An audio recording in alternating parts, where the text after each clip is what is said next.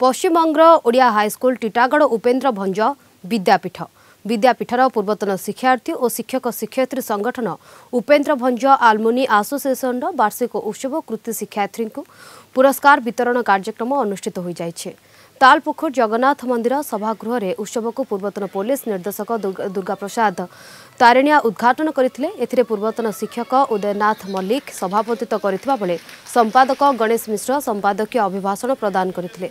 पश्चिमबंग में ओडिया शिक्षार समस्या और शिक्षानुष्ठान अचल अवस्था संपर्क में आलोचना करा जायथिला। एही अवसर में ओडिया सरकार निकट में केतेक दाबी उपस्थापन करने सह ओडिया शिक्षा संस्कृति संवर्धन वक्ता माने कहिथिले। परे परे गुरु चित्रसेन साहूक निर्देशन में सांस्कृतिक कार्यक्रम परिवेषण करा जायथिला। एबा टीटागढ़ आलुमनी एसोसिएशन स्कूल से माने मातृभाषार उन्नति पाई एबा संगठन करिसंती एवं तार प्रति वर्ष विभिन्न प्रवासी ओडिया मानकर मातृभाषार केवल उन्नति हो स्कूल भर परिचालन रहू तापे उद्यम नउचंती। सेति आलुमनी एसोसिएशन एवं समस्त टीटागढ़वासी स्कूल छात्र छात्री अभिभावक समस्त को धन्यवाद। आयोजित सभा अनेक ओडिया मान देखा पाइली अनेक गर्वित अनुभव कर ओडिया मान गहन निजक आसिकी।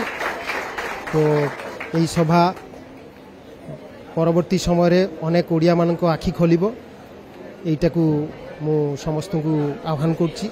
आमर टीटागढ़ उपेन्द्र भंज विद्यापीठर छात्र छात्री मान संवर्धना देवाई योग्यतार संवर्धना देवाई जे आह्वान करछंती सभाटी आयोजन करछंती। तो संगे संगे स्कूल विभिन्न विषय नहीं आलोकपात करछंती।